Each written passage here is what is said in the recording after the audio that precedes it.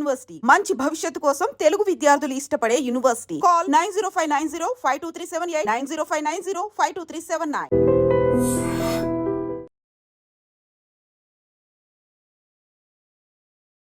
నమస్తే, welcome to I dream.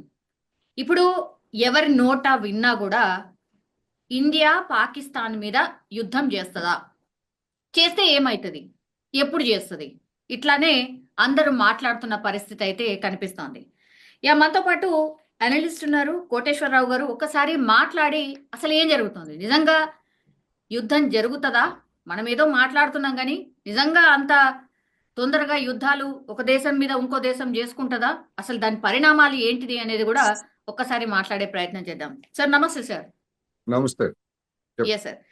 Sir, పూర్తిగా మిలిటరీకి నేను స్వేచ్ఛ ఇచ్చేస్తున్నాను, మీ ఇష్టం, ఇంకా డిసిషన్ మీదే అని ప్రధాని నరేంద్ర మోడీ మిలిటరీ అధికారులకు చెప్పినట్టుగా, అండ్ పాకిస్తాన్కి సంబంధించిన మంత్రులే, అక్కడ ఉన్నటువంటి మంత్రులే వాళ్ళే స్టేట్మెంట్ ఇస్తున్నారు. మాకు ఒక ఇంటెలిజెన్స్ రిపోర్ట్ ఉంది, 36 గంటల 24 గంటల ఎప్పుడైనా యుద్ధం చేయబోతోంది భారత్ అని.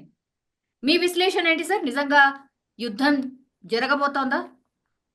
ఇప్పుడు ప్రధానమంత్రి నరేంద్ర మోడీ గారు త్రివిధ దళాధిపతులు, అదే విధంగా మన భద్రతా సలహాదారు అజిత్ దోవల్, రక్షణ మంత్రి, ఇతర ఉన్నతాధికారులతో సమావేశం జరపక ముందే పాకిస్తాన్ నోట ఆ మాట వెలువడింది. 24 గంటల నుంచి 36 గంటల లోపల భారత్ మా మీద యుద్ధానికి సిద్ధమవుతున్నది అనేటువంటిది వాళ్ళు ప్రకటించి ఒక రోజు ముందే ప్రకటించారు వాళ్ళు.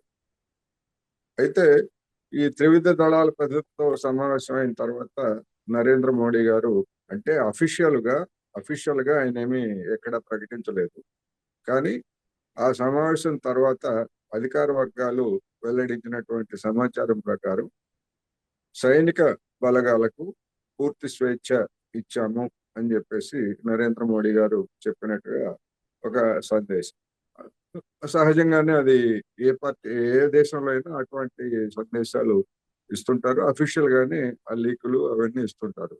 ఎందుకంటే ఎదుటి దేశాలని హెచ్చరిక చేయడం కావచ్చు, లేదా మన దేశంలో ఉన్నటువంటి ఆందోళన చెందుతున్నటువంటి జనానికి ఒక భరోసా కల్పించడం కావచ్చు అనేది మనం గమనించాలి.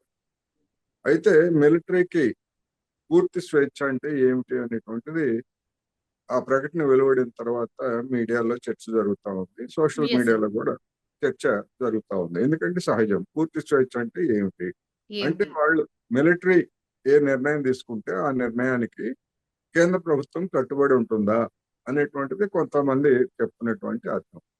ఇక్కడ మనం గమనించాల్సింది ఏంటంటే, మనది మిలిటరీ పాలనలో ఉన్నటువంటి కంట్రీ కాదు, ప్రజాస్వామిక వ్యవస్థ. ప్రజాస్వామిక వ్యవస్థలో మిలిటరీ అనేటువంటిది ప్రభుత్వానికి లోబడి ఉంటుంది తప్ప ప్రభుత్వమే మిలిటరీ కాదు, మిలిటరీయే ప్రభుత్వం కాదు. మిలిటరీ నియంత్రణ ఉన్నటువంటి దేశాల్లో వాళ్లే పాలకుడు, వాళ్లే మిలిటరీ, వాళ్లే సర్వం, అన్ని వాళ్లే తీసుకుంటారు. అందుకని పాకిస్తాన్ లో అదే కదా సిచ్యువేషన్.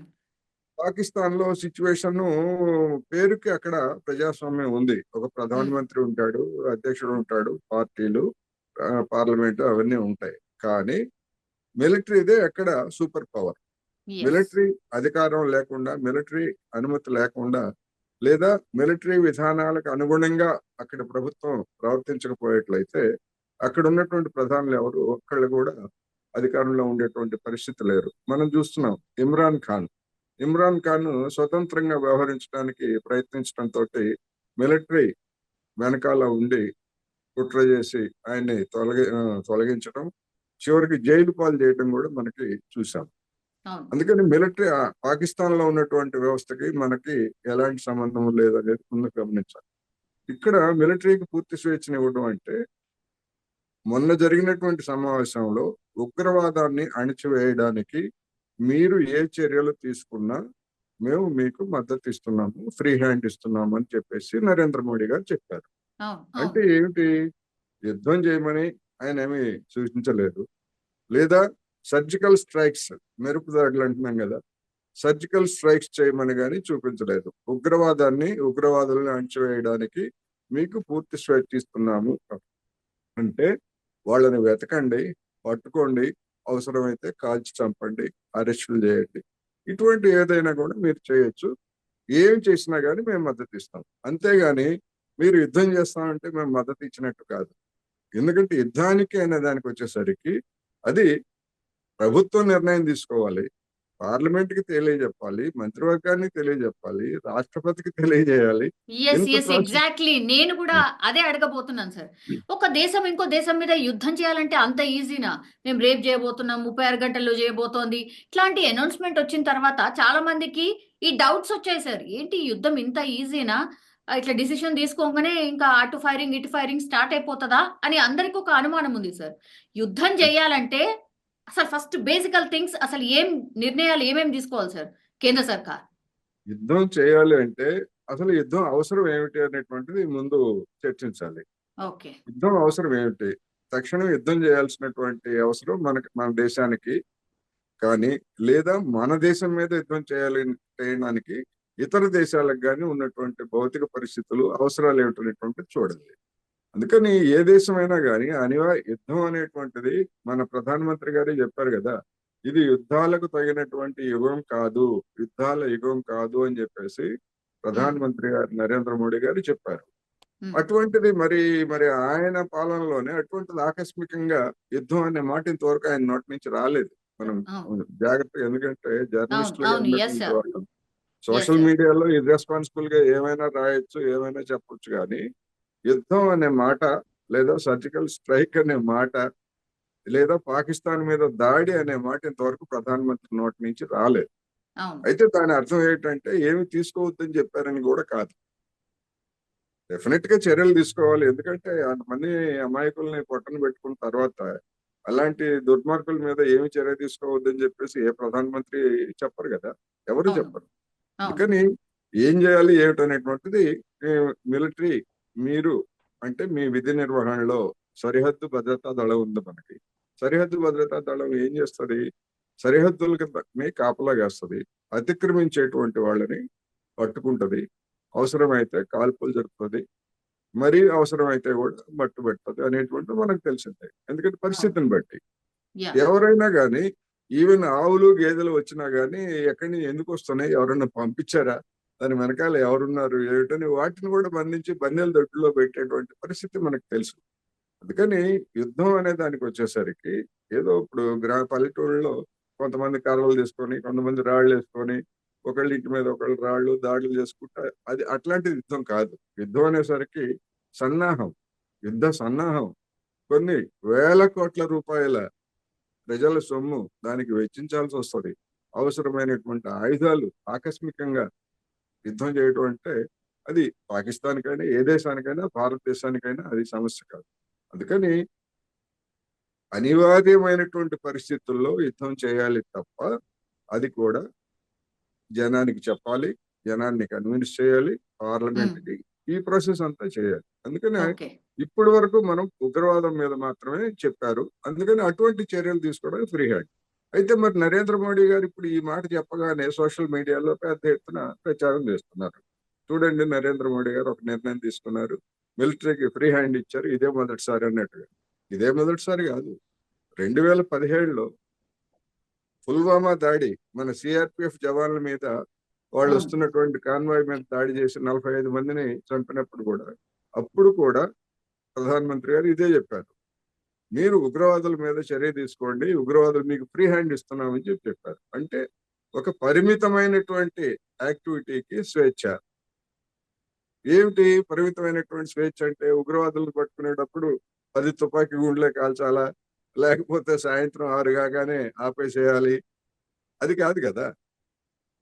పట్టుకోవడానికి మీకు పర్మిషన్ ఇచ్చామంటే మీరు ఎన్నన్నా కాల్చండి, రాత్రి పట్టుకుంటారా, తెల్లవారుజామున పట్టుకుంటారా, ఎట్లా పట్టుకుంటారు అనేటువంటిది అది మీకు సంబంధించినటువంటి అంశం. అది కావాల్సింది ఉగ్రవాదులు లేకుండా చేయాలి, ఉగ్రవాదులు చేయాలి, ఆ స్వేచ్ఛ మీకు ఇస్తున్నాం అంతే తప్ప ఒక తుపాకీ కాల్చాలి, 4 తుపాకులు కాల్చకూడదు, ఇటువంటి ఏమి చెప్పరు ఎవరు, ఏ దేశమైనా అంతే.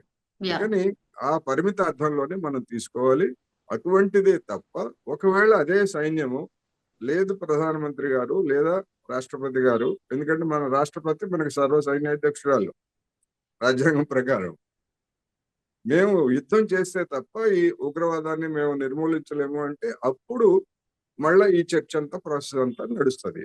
ఒక రోజులో నడవచ్చు, 2 రోజుల్లో నడవచ్చు, ఎన్ని రోజులైనా వెంటనే నిర్ణయం కూడా తీసుకోవడానికి కూడా అవకాశం ఉంటుంది. అందుకని మరి యుద్ధం యా చెప్పండి. ఇప్పుడు పాకిస్తాన్ వాళ్ళు మరి ఎందుకని ఈ మాట అన్నారు?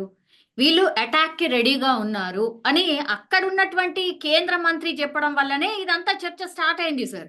అక్కడ ఉన్నటువంటి కేంద్ర మంత్రికి తెలియదా ఇదంతా ప్రొసీజర్ ఉంటది, ఇదంతా ఉంటది, అట్లా జరిగిపోదు అని తెలియదు కదా? ఒక రకంగా ఇది మిస్లీడ్ చేయడమేనా, రెచ్చగొట్టడమేనా అగైన్? రెచ్చగొట్టడం కావచ్చు, లేదా ముందుగానే మా మీద దాడి చేస్తున్నదనేటువంటి తప్పుడు ప్రచారం కావచ్చు, ఏదైనా ఓకే. కావచ్చు. అయితే ఎందుకని వాళ్ళు చేస్తున్నారు అని మనం చెప్పుకోవాలంటే, గతంలో 2016లో యురి అనేటువంటి మన మిలిటరీ కేంద్రం మీద పాకిస్తాన్ సైన్యాన్ని వాళ్ళు మన సైనిక కేంద్రం మీద దాడి చేశారు. అవును, అప్పుడు మనం సర్జికల్ స్ట్రైక్ చేశాం 2016. ఆ అవును, తర్వాత ఆ ఆ పుల్వామా దాడి సందర్భంగా మళ్ళా మనం సర్జికల్ స్ట్రైక్ చేశాం. అవును. అందుకని ఒక తీవ్రమైనటువంటి లేదా సంచలనం కలిగించేటువంటి దేశవ్యాప్తంగా ప్రభావం కలిగించేటువంటి ఇలాంటి ఉదంతాలు జరిగినప్పుడు సహజంగానే భారత్ ప్రతీకారం తీర్చుకుంటుంది అనేటువంటిది అక్కడ ఉన్నటువంటి వాళ్ళందరికీ లాజికల్ కంక్లూజన్ అది. ఏదైనా చర్య తీసుకోవచ్చు. అందుకని మనం వెంటనే సిద్ధం కావాలి. వెంటనే సిద్ధం కావాలంటే ఇప్పుడు యుద్ధం అంటే ఏమిటి? సత్యాన్ని సమాధి చేయడం, అసత్యాన్ని ప్రచారంలోకి తేవటమే కదా!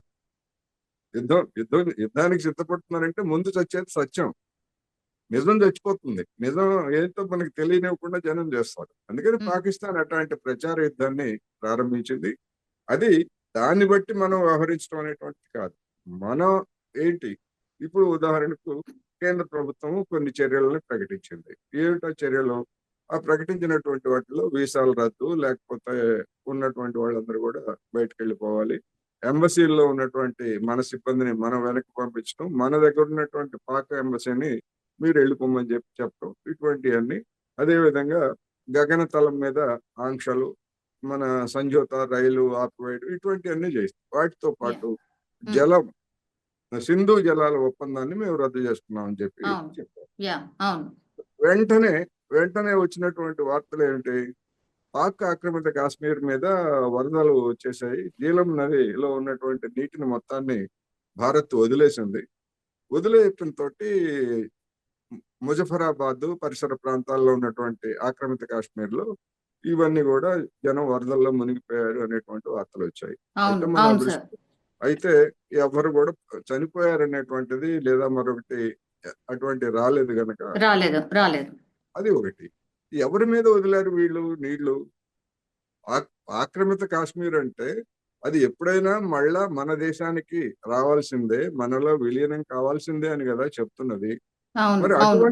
అటువంటి జనం మీద చెప్పకుండా నీటిని వదిలితే అక్కడ ఉన్నటువంటి జనం భారతదేశం గురించి అనుకూలంగా స్పందిస్తారా, వ్యతిరేకంగా స్పందిస్తారా? అందుకని మనం తీసుకునేటువంటి చర్యలు మనకు లబ్ధి చేకూర్చే విధంగా ఉండాలి. అవతల వైపు ఉన్నటువంటి జనంలో కూడా మన వైపు సానుకూలమైనటువంటి ఉండాలి. అందుకని కొన్ని చర్యలు తీసుకునేటప్పుడు ప్రభుత్వం ఆచితూచి వ్యవహరించాలనేది ఈ సందర్భంగా మనం చెప్పుకోవాలి. మరి యా, ఇప్పుడు రోజు నిన్న ఇవాళ చూస్తా ఉంటే ఈ క్షణంలో అసలు కొన్ని ఛానల్స్ అయితే టీవీ యుద్ధం వచ్చేసింది, సాగుతా ఉంది, ఒకవైపు నుంచి సాగుతా ఉంది అన్నట్టుగా ప్రచారం చేస్తున్నారు. అటువంటిది ఏమి ఇంతవరకు అయితే లేదు. అందుకని ఇప్పుడు ఏం జరుగుతుంది అనేటువంటిది మనం వేచి చూడాలి తప్ప ఉమ్, చెయ్యమని కానీ ఒకటి. రెండోది మీరు అడిగారు యుద్ధం చేయాలంటే ఏం చేయాలి? యా, సన్నాహం. సన్నాహం. ఇప్పుడు మొన్ననే ఒక రిటైర్డ్ జనరల్ చెప్పాడు, మన సైన్యంలో 1,80,000 ఖాళీలని గత కొద్ది సంవత్సరాలుగా కేంద్ర ప్రభుత్వం భర్తీ చేయలేదు అని చెప్పారు. యుద్ధానికి అనేకమైనటువంటి సన్నాహాలు చేసుకోవాల్సి వస్తుంది. ఉమ్, అయితే అది ఏ స్థాయిలో చేయాల్సి వస్తుంది, ఎన్ని రోజులకి సిద్ధపడాలి, వారాల, నెలల, లేకపోతే కొద్ది గంటల అనేటువంటి దాన్ని బట్టి ఉంటది తప్ప ఎన్ ఏ నిర్ణయం జరిగిందని తెలియకుండా ఎలాంటి సన్నాహాలు అనేటువంటిది మనం చర్చించలేము. మన ఊహకి కూడా అవి అందం. చూసాం మనం. ఇప్పుడు జరుగుతున్నటువంటి యుద్ధాలని మనం చూస్తున్నాం. ఇప్పుడు జరుగుతున్నటువంటి యుద్ధాలు ఎక్కడ జరుగుతున్నాయి? ఇజ్రాయెల్ వాడు పాలస్తీనా మీద గత 14-15 నెలలుగా చేస్తున్నారు. అవును. అక్కడ కూడా హమస్ అనేటువంటి వాళ్ళు తీవ్రవాదులు కాదు, సాయుధులు. వాళ్ళని పట్టుకుంటాం అనేటువంటి పేరుతోటి వెళ్ళి వాళ్ళని ఇంతవరకు ఎంతమందిని పట్టుకున్నారో తెలియదు, కానీ లక్షల మంది జనాన్ని అక్కడ చంపేస్తున్నారు. అదే విధంగా ఉక్రెయిన్ యుద్ధం సాగుతా ఉంది. అవును. అదే ఉక్రెయిన్ యుద్ధం 3 సంవత్సరాల నుంచి సాగుతా ఉంది. అటు ఉక్రెయిన్ ఆర్థిక వ్యవస్థ నాశనం అయిపోయింది, యుక్రెయిన్ మీద దాడి చేస్తున్నటువంటి రష్యా ఆర్థిక వ్యవస్థ కూడా నాశనం అయిపోయింది. అందుకని యుద్ధం అనేటువంటిది గెలిచినటువంటి వాడు నష్టపడతాడు, ఓడిపోయినటువంటి వాడు నష్టపోతారు, ఇద్దరు నష్టం జరుగుతాయి. రెండోది అన్నింటికంటే ప్రమాదకరమైనది ఏంటంటే భారత్ పాకిస్తాన్ రెండు కూడా అణ్వాయుధాలు కలిగినటువంటి దేశాలు. ఎవడు ఏ పిచ్చి పని చేసి ఎదుటి దేశం మీద అణ్వాయుధం వేస్తే రెండో దేశం కూడా అనివార్యంగా వేయాల్సి వస్తుంది. ఓకే. అందుకని రెండు దేశాలు నాశనం అవుతాయి. ఇటు మన అమృత్సర్ నాశనం అయితే అటు లాహోర్ నాశనం అవుతుంది. అందుకని యుద్ధం అనేటువంటిది చేయకూడదు అనేటువంటిది శాంతిని కోరుకునేటువంటి వాళ్ళు చేయాలి. సరే, ఏం చేస్తారు ఏమిటనేటువంటిది మనం వెయిట్ చేయాలి అనేది ఈ మ- సందర్భంగా మనం చెప్తాం. యా ఇప్పుడు మధ్యవర్తిత్వంగా పాకిస్తాన్ ఎవరికో చెప్తోంది మీరు వెళ్ళి మాట్లాడండి భారత్తో అనేది కూడా కొంత వినిపిస్తోంది సార్. అరబ్ దేశాలకు సంబంధించిన వాళ్ళు వాళ్ళ మిత్ర దేశాలకు సంబంధించిన వాళ్ళతోని కొంత మనతోని మాట్లాడించండి అనేది, మధ్యవర్తిగా మీరు ఉండండి అనేది రిక్వెస్ట్ చేస్తుంది అనేది కూడా వార్తలు వస్తున్నాయి సార్. నిజంగా అది జరుగుతోందా సార్? మధ్యవర్తిత్వం వహించాలని కోరినట్టు ఎక్కడ అఫీషియల్ గా వార్తలు అయితే రాలేదు. సోషల్ మీడియాలో పెట్టేటువంటి పోస్టులు కావచ్చు, వాటిని మనం ప్రామాణికంగా తీసుకోక్కర్లేదు. ఓకే. ఓకే. అయితే ఓకే. పాకిస్తాన్ విదేశాంగ మంత్రి చైనా విదేశాంగ మంత్రి తోటి ఫోన్ లో Yes, sir. మాట్లాడి రెండు దేశాల మధ్య ఉన్నటువంటి పరిస్థితిని వివరిస్తూ ఒక స్వతంత్ర దర్యాప్తు జరిపించాలని చెప్పేసి మేము కోరుతున్నాం అని చెప్పేసి చెప్పినట్టుగా వార్తలు వచ్చాయి. అవును. అంటే నిష్పాక్షికమైనటువంటి దర్యాప్తు జరిపించాలని మేము కోరుతున్నాము. దీని మీద భారత్ చేసేటువంటి ఆరోపణని మేము అంగీకరించట్లేదు అని చెప్పేసి చెప్తా ఉంది. దానికి వాళ్ళు ఎస్ మీరు అడుగుతున్నటువంటిది సరైనదే అని చెప్పేసి చైనా వాళ్ళు చెప్పారు తప్ప మీకు మేము మద్దతు ఇస్తామని కానీ లేదా భారత్ని వ్యతిరేకిస్తాం అనేటువంటి మాట వాళ్ళ వైపు నుంచి రాలేదు. అదేవిధంగా డొనాల్డ్ ట్రంప్ ఒక ప్రకటన చేశాడు. ఏమని చేశాడు? మాకు భారత్ కావాలి, పాకిస్తాన్ కావాలి. ఈ కాశ్మీర్ వివాదం అనేటువంటిది లేదా సరిహద్దు వివాదం 1500 సంవత్సరాల నుంచి నడుస్తా ఉంది, వాళ్ళు పరిష్కరించుకోగలరు వాళ్ళంతట వాళ్ళే అని చెప్పేసి చెప్పాడు. అంటే దీని అర్థం ఏంటి? ఒకవేళ మన రెండు దేశాలు అనివార్యమై యుద్ధానికి దిగితే మన వైపున కోపు కాసేందుకు అటువైపు నుంచి కానీ ఇటువైపు కానీ ఏ మూడో దేశం కూడా రాదు అనేటువంటిది మనం గమనించాలి. ఉక్రెయిన్ పరిస్థితి చూస్తున్నాం కదా. ఉక్రెయిన్ కి మద్దతు ఇచ్చేవాళ్ళు ఎవరు? మద్దతు ఇస్తున్నారు తప్ప వాళ్ళుగా వచ్చి పాల్గొంటలేదు. రష్యా పరిస్థితి కూడా అంతే. అందువలన ఒక దేశం ఇంకొక దేశంతో యుద్ధం చేసినప్పుడు మరొక దేశం జోక్యం కనుక చేసుకునేట్లయితే అది ప్రపంచ యుద్ధానికి దారితీసేటువంటి పరిణామం అవుతుంది తప్ప మరొకటి కాదు. అందుకని అటువంటి పరిస్థితులు ఇప్పుడైతే లేవు. దీన్ని కూడా అటు పాకిస్తాన్ గమనంలో ఉంచుకోవాలి, భారత్ కూడా గమనంలో ఉంచుకోవాలనేది మనం చెప్పుకోవచ్చు. Yes sir. ఇప్పుడు యుద్ధం చేయట్లేదు అనుకోండి సార్, మరి ఇట్లా ఉగ్రవాదులు రోజు రోజుకి రెచ్చిపోతూ ఇప్పుడు కామన్ పబ్లిక్ ని, ఇప్పుడు కాశ్మీర్ మనది కదా సార్, ఇప్పుడు వాళ్ళు ఏం చేసిండ్రు? అమాయకులు ఏం చేసిర్రు? ఇక ఎన్నేళ్ల పాటు ఇట్లా కొనసాగుతుంది? ఉగ్రవాదులను పెంచి పోషిస్తుంది పాకిస్తాన్ అని చాలా అంటే చాలా దానికి సంబంధించి ఏమంటారు సార్, క్లూస్ ఉన్నాయి, అట్లాగే ఎవిడెన్స్లు కూడా ఉన్నాయి. అయినా సరే వెనక్కి తగ్గట్లేదు. మరి ఎట్లా దీనికి పరిష్కారం ఎట్లా? 100కి 100 పాళ్ళు వాస్తవం మీరు చెప్పింది. పాకిస్తాన్ ప్రేరేపిస్తున్నది అనేటువంటిది 100కి 100 పాళ్ళు వాస్తవం. పాకిస్తాన్ అడ్డాగా చేసుకొని మన దేశం మీద ఉగ్రవాదాన్ని రుద్దటానికి అటు పంజాబ్ లోను కాశ్మీర్ లోను ఉగ్రవాదులను పెంచి పోషించింది మొట్టమొదట అమెరికా. 3 దశాబ్దాల క్రితమే అమెరికా అటువంటి పని చేసింది, పాకిస్తాన్ ని అక్కడ సాయి చేసుకొని. ఒక మన దేశం మీదనే కాదు, ఆఫ్ఘనిస్తాన్ లో ఉన్నటువంటి తాలిబన్లని పెంచి పోషించింది కూడా అమెరికా. ఆ తాలిబన్లే చివరికి ఏకమేక అయిపోయారనేటువంటిది మన కళ్ళ ముందున్నటువంటి కనిపిస్తుంది. అందుకని తాలిబాన్లని అణిచివేసేటువంటి పేరుతోటి అమెరికా అంత శక్తివంతమైన దేశం, ప్రపంచంలో మిలిటరీ శక్తిలో అదే కదా నెంబర్ 1 ఇప్పుడు.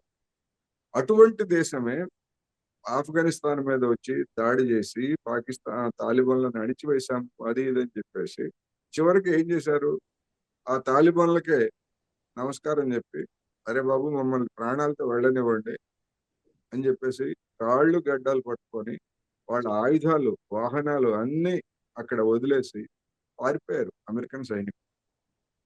అందుకని మరి అటువంటి తాలిబాన్లనే అణచలేనటువంటి వాళ్ళు, ఎవడున్నాడో ఎక్కడుంటాడో తెలియనటువంటి వాళ్ళు ఒక దేశం మీద దాడి చేస్తే ఉగ్రవాదాన్ని అణిచివేయగలమా అనేటువంటిది సమస్య. అందుకని అది నిరంతరం సరిహద్దుల్లో మనం కాపలాగాయాలి. అటువంటి పరిస్థితుల్ని, అంటే ఉగ్రవాదులకి సహకరించేటువంటి ఒక పరిస్థితులు ఏమైనా ఉంటే వాటన్నిటి నుంచి మన జనాన్ని మనం ఎప్పటికప్పుడు జాగ్రత్త చేసుకుంటూ వాళ్ళ విశ్వాసాన్ని పొందడం అనేటువంటిది తప్ప, ఉగ్రవాదాన్ని మేము నిర్మూలించాము అని చెప్పుకునే దేశం ఏదన్నా ఉందంటే చెప్పానండి. ఇదే భారతదేశంలోనే ఆర్టికల్ 370 తోటి మొత్తం భద్రతా దళాలకు పూర్తి స్వేచ్ఛ ఇచ్చాము, ఇంకా ఏమైనా ఉగ్రవాదుల్ని ఏమైనా చేయొచ్చు అని చెప్పిన తర్వాత గడిచినటువంటి 5 సంవత్సరాల్లో 60 మంది చనిపోయారు ఉగ్రవాదుల దాడుల్లో. మొన్న పహల్గామ్ లో జరిపోయినటువంటి వాళ్ళు కాకుండా గడిచినటువంటి 5 సంవత్సరాలు. అందుకని ఒకడు చస్తే ఇంకొకడు పుట్టుకొస్తున్నాడు. మనం చూస్తున్నాం కదా నక్సలైట్లు. మన దేశంలో నక్సలైట్లు 60 సంవత్సరాల నుంచి తుపాకీ గొట్టం ద్వారా అని తయారవుతున్నారు. ఆ నక్సలైట్ నాయకులు అందరూ ముసలాళ్ళు అయిపోయారు ఇప్పటికి. కొంతమంది చనిపోయారు, కొంతమందిని కాల్ చేశారు. కానీ మరి కొత్త వాళ్ళు పుట్టుకొస్తున్నారా లేదా? నక్సలిజాన్ని అంతం చేశాము అంటే అంతం చేయలేదు. అందుకని అటువంటి పరిస్థితులు, నక్సలిజం అయినా ఉగ్రవాదం అయినా అలాంటి పరిస్థితులను నివారించాలి తప్ప కొంతమందిని లేపేసినంత మాత్రాన కొత్త వాళ్ళు పుట్టుకొస్తుంటారు. ఇప్పుడు మనం బలూచిస్తాన్ గురించి మనం ఈ మధ్య మీడియాలో చూసాం కదా. బలూచిస్తాన్ లో ఉన్నటువంటి వాళ్ళందరినీ అణిచేశాము, ఆగిపోయింది ఉద్యమం అన్నారు. కానీ తీరా చూస్తే కొత్త అవుట్ఫిట్, కొత్త సంస్థ ముందుకొచ్చి రైల్ని కిడ్నాప్ చేసి మొత్తం అంతా కూడా పాకిస్తాన్ ని నానా గందరగోళం చేసింది. అందుకని అటువంటి పరిస్థితుల్ని నివారించాలి. అట్ ది సేమ్ టైం భౌతికంగా అటువంటి శక్తులను కూడా నిర్మూలించాలి. అందులో ఎలాంటి రాజీ పడాల్సినటువంటి అవసరం లేదు. ఇప్పుడు మన భారతదేశం మాత్రం ఉగ్రవాదులని లేకుండా చెయ్యాలి అనేది మెయిన్ పాయింట్ సార్. ఇప్పుడు వాళ్ళ ఇళ్ళని టార్గెట్ చేసిర్రు, ధ్వంసం చేసిర్రు. అట్లాగే మొన్న పెహల్గామ్ లో ఎవరైతే దాడి చేసిరో ఇప్పటికీ కూడా వాళ్ళు దొరకలేదు. అంటే వాళ్ళు ఎస్కేప్ అయ్యే దారి కూడా ఉన్నట్టేగా. వాళ్ళు ఎస్కేప్ అయ్యారా మరి? ఎక్కడి నుంచి అయితే వచ్చిర్రో, ట్రెక్కింగ్ చేస్తూ వచ్చిండ్రు అనేది కూడా చాలా వార్తలు వచ్చినాయి సార్. అంటే అట్లనే వెళ్ళిపోయి కూడా ఉంటారు అనుకోవచ్చా మరి? డెఫినెట్ గా.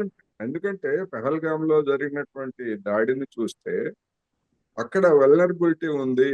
అక్కడ ఎవ్వరు కూడా ఏ మిలిటరీ గాని పారామిలిటరీ గాని చివరికి పోలీసులు కూడా అక్కడ లేరు అనేటువంటిది వాళ్ళు నిర్ధారించుకున్న తర్వాతనే అటువంటి చోటకి ఫ్రీగా రావచ్చు, ఫ్రీగా పోవచ్చు అనేటువంటిది రెక్కి నిర్వహించి ఎన్ని రోజులు నిర్వహించారో మనకు తెలియదు. ఆ విధంగా నిర్వహించారు. ఎందుకని? తర్వాత మనకు అర్థమైంది ఏంటంటే అక్కడ ఏ మిలిటరీ అధికారి కానీ, ఏ సాయుధ పోలీసు, భారతదేశం సాయుధ పోలీసు కానీ ఎవరూ లేరు. మరి అటువంటి పరిస్థితులు ఉన్నప్పుడు ఎట్లా? ఎందుకని? భద్రతా వైఫల్యమా? లేకపోతే మరి అక్కడ కనీసం కొండ మీద గుర్రాల మీద నుంచి తప్ప మామూలుగా దిగి నడిచి రాలేం కదా వెంటనే. అటువంటప్పుడు రాళ్ళు రప్పలు మొత్తం భయంకరంగా ఉంది సార్, నిజంగా భయంకరంగా ఉంటది. అటువంటప్పుడు ఏదైనా ప్రమాదం జరిగినా లేదా మరొకటి జరిగినా గానీ పర్యాటకుల్ని రక్షించడానికి ఒక హెలికాప్టర్ సర్వీస్ అయినా అక్కడ పెట్టాలి కదా కనీసం. మొత్తం కేంద్ర ప్రభుత్వమే కదా. అక్కడ రాష్ట్ర ప్రభుత్వం, పేరుకి రాష్ట్ర ప్రభుత్వం ఉంది తప్ప లెఫ్టినెంట్ గవర్నర్ అంటే కేంద్ర పాలిత ప్రాంతంగా ఉంది అది కాశ్మీరు. మరి అటువంటి ఎందుకు చేయలేదు అనేటువంటి ప్రశ్న. ఎవరైనా అటువంటి వాటి గురించి అడిగితే మీరు ఇప్పుడు అటువంటి వాటి గురించి అడుగుతారు ఏంటి అని చెప్పేసి ఎదురుదాడి చేస్తున్నారు. ఎప్పుడు అడగాలి మరి? అంతా అయిపోయింది.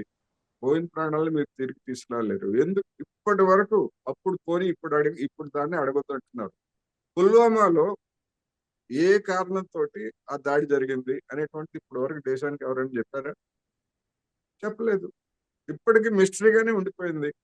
ఆ కాన్వాయ్ లోకి ఆ కారు వేసుకొని వాడెవడు ఆత్మహత్య వాడు ఎట్లా వచ్చాడు, ఎట్లా బాంబు పేల్చి 45 మందిని చంపాడు అనేటువంటి ఇప్పటికీ రహస్యమే. అందుకని ఇవన్నీ కూడా నిజానికి ఒక ఆందోళనకరమైనటువంటిది పరిస్థితులు పాకిస్తాన్ అదే కాశ్మీర్ లో ఉన్నాయి. దాన్ని రెచ్చగొట్టడం ఉంది పాకిస్తాన్.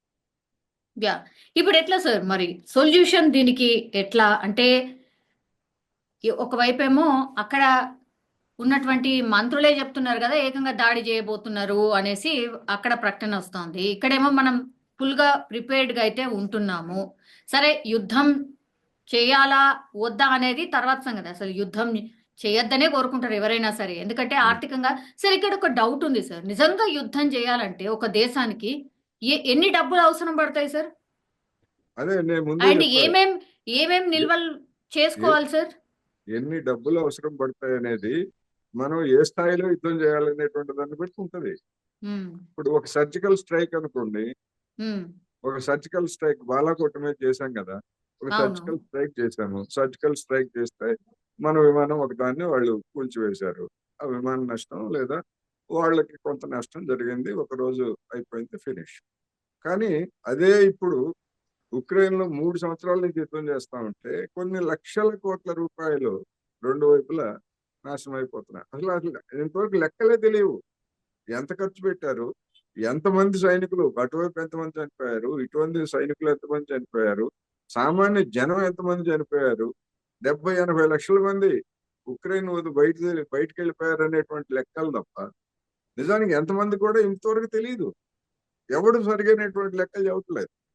అందుకని అపారమైనటువంటి అపారమైనటువంటి ఇప్పుడు మనం బంగ్లాదేశ్ లో మీద మనం అక్కడ 71 లో బంగ్లాదేశ్ విముక్తి కోసం మన సైన్యాన్ని పంపించినప్పుడు చాలా ఆ రోజు ఉన్నటువంటి ఆర్థిక వ్యవస్థ పోల్చినప్పుడు మనకి చాలా ఖర్చు అయింది. ఆ ఖర్చు అంతా తర్వాత మనం వివిధ రూపాల్లో మన జనం చెల్లించారు. పన్నుల రూపంలో మనమే కదా మనం చెల్లించాల్సింది. ఎప్పుడైనా అంతే. అందుకని వాటన్నిటిని చూసుకున్నప్పుడు ఎంత అవుతుంది ఏమిటనేటువంటి మనం అంచనాలు కట్టలేము. సైనికులు కావాలి, ముందు సైన్యాలను రిక్రూట్ చేసుకోవాలి. ఒకవేళ రిక్రూట్ చేసుకున్నా గానీ ఒక వారంలో యుద్ధానికి వెళ్తారంటే ఒక వారంలో యుద్ధం శిక్షణ సాధ్యం అవుతుందా? సాధ్యం కాదు కదా. కానీ చాలా దాని వెంటలో చాలా ఇమిడి ఉంటాయి. మా ప్రజల యొక్క మనోభావాలని గమనించి ఏం చేయాలి ఏమిటనేటువంటిది చేయాలి. నా అభిప్రాయం ప్రకారం అయితే అంతర్జాతీయ వేదికల మీద పాకిస్తాన్ కి సంబంధించినటువంటి మన దగ్గర ఉన్నటువంటి ఆధారాలన్నీ ఐక్యరాజ్య సమితి కూడా ఖండించింది దాడిని. అవును. అంతర్జాతీయ వేదికల మీద పాకిస్తాన్ ని ఒంటరిపాటు చేయాలి. ఎవరినైనా ఏ దేశం కూడా ఇదిగో పాకిస్తాన్ నువ్వు తప్పు చేశావు అనిపించే విధంగా మన దేశం చేస్తే దాని మీద ఒత్తిడి పెరుగుతుంది. రెండోది గతంలో జరిగినటువంటి యుద్ధాలతోటి పాకిస్తాన్ ఆర్థిక వ్యవస్థ కుప్పకూలిపోయింది. ఇప్పటికీ అది దివాళా తీసే స్థితిలో ఉంది.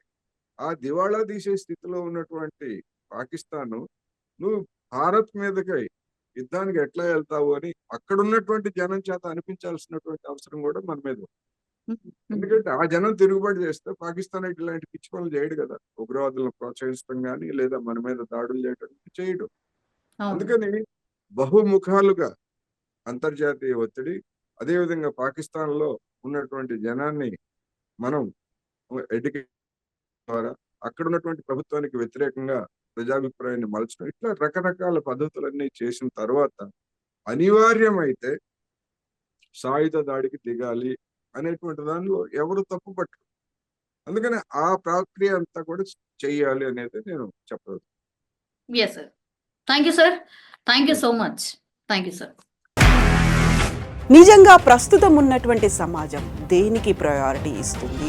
ఆర్థిక సంబంధాల చుట్టూ మాత్రమే తిరుగుతోంది. మళ్ళీ ఎన్నికలంగానే చాలా విరక్తి కలుగుతాను. మంచి అనిపిస్తుంది కదా, లేడీస్ కూడా ఛాలెంజింగ్ జాబ్స్ చేసినప్పుడు చాలా బాగుంటది. ట్రాఫిక్ అసిస్టెంట్స్ గా నియమించిన ట్రాన్స్జెండర్స్ అందరితో సాల్యూట్ చేయించుకుంటున్నారు. ఫుడ్ డెలివరీ ఇవ్వటానికి వెళ్ళినటువంటి డెలివరీ బాయ్ అనిల్ పై కళ్ళ ముందు